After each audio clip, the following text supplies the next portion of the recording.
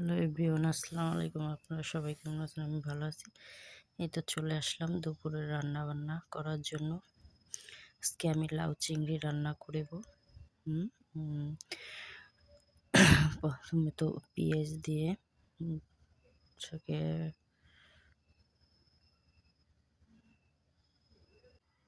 আমরা শরীয়তপুরের মানুষ এইভাবে লাউ চিংড়িটা বেশি খাই।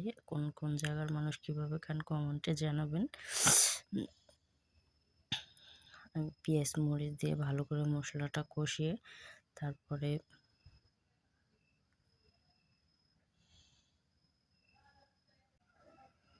ভালো করে কষিয়ে চিংড়ি মাছটা দিয়ে দেব।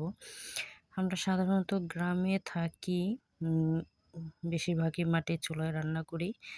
আর যেহেতু বাবু খুব অসুস্থ, তাই আমরা বাইরে যেতে পারিনি, ঘরেই রান্নাটা করতেছি গ্যাসে। ভাতটাও আমি রান্না করব ঘরে। রাইস কুকারে ভাতটা বসিয়ে দিয়ে তারপরে চলে আসলাম লাউ চিংড়িটা রান্না করতে। ছোট মেয়ে অসুস্থ, তাই ও খুব কান্না করতেছে, তাই লাউ চিংড়িটা ঘরেই রান্না করতেছি। তা না হলে আপনাদেরকে দেখাতে পারতাম।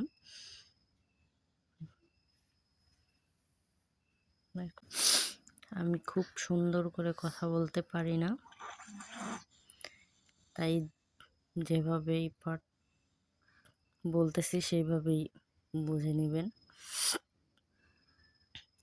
আমাদের দেশে এইভাবে বেশিরভাগ লাউ চিংড়িটা রান্না করে।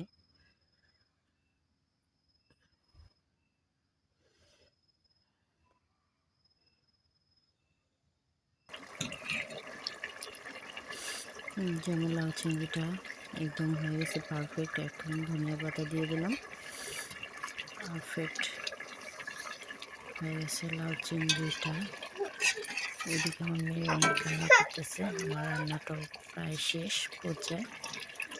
আল্লাহ হাফেজ।